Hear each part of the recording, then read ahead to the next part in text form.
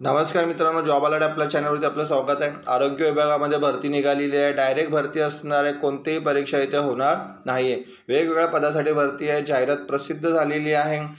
भरतीबाबत आपण सविस्तर जाणून घेऊया। तर कोणत्या पदासाठी भरती होणार आहे आणि कोणत्या महानगरपालिकामध्ये होणार आहे, तर जाहिरात प्रसिद्ध झालेली आहे बघा। महानगरपालिका एकात्मिक आरोग्य कुटुंब कल्याण सोसायटी राष्ट्रीय आरोग्य अभियानांतर्गत ही भरती असणार आहे। तर कोणत्या पदासाठी भरती असणार आहे, तर पहिलं जे पद आहे ते स्टाफ नर्स पद असणार आहे मेल कॅन्डिडेटसाठी।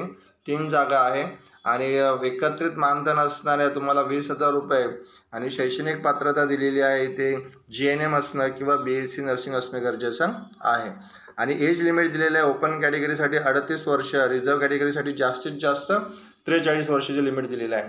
दुसरं जे पद आहे स्टाफ नर्स फिमेल, महिला स्टाफ नर्स 18 जागा असणार आहे। 20,000 सॅलरी असणार आहे। तुमची क्वालिफिकेशन BSc नर्सिंग GNM असणं गरजेचं आहे। एज लिमिट आहे 38 आणि 43।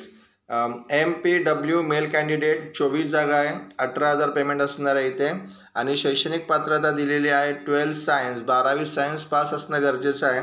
त्याचबरोबर पॅरामेडिकल बेसिक ट्रेनिंग कोर्स असणं गरजेचं आहे उत्तीर्ण, किंवा तुम्ही सॅनिटरी इन्स्पेक्टर कोर्स जरी उत्तीर्ण असाल तरी ह्या पदासाठी अर्ज करू शकतात। तर इथे अर्ज तुम्हाला ऑफलाईनच करायचा आहे। अर्ज पोहोचण्याची शेवटची तारीख दिलेली आहे 20 ऑगस्टपर्यंत अर्ज पोहोचला पाहिजे।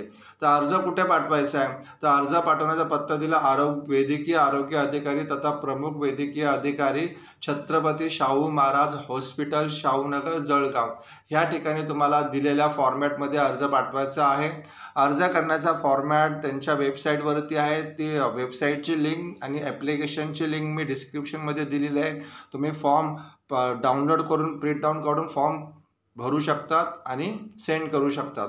आता इथे निवड प्रक्रिया कशी असणार आहे, तर सदर भरती प्रक्रिया गुणांकन पद्धतीनुसार होणार आहे। म्हणजे तुमचे 10वी 12वी किंवा नर्सिंगचे मार्क्स यानुसार ॲव्हरेज काढून इथे मेरिट लिस्ट लावणार आहे। त्यासाठी मुलाखत घेण्यात येणार नाही आहे, कोणतीही मुलाखत होणार नाही आहे।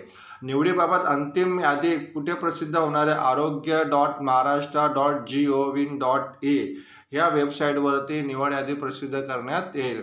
आता ह्या पदासाठी ॲप्लिकेशन फीज किती असणार आहे, तर सदरचा अर्ज करण्यासाठी खुला प्रवर्गासाठी उमेदवाराने 500 रुपयाचा आणि मागासवर्गीय प्रवर्गासाठी उमेदवाराने 350 रुपयाचा कोणत्याही राष्ट्रीयकृत बँकेचा DD बनवायचे तुम्हाला। कोणत्या नावाने, corporation integrated health and family welfare society Jalgaon ह्या नावाने DD बनवायचा आहे आणि तो DD अर्जासोबत सादर करायचा आहे।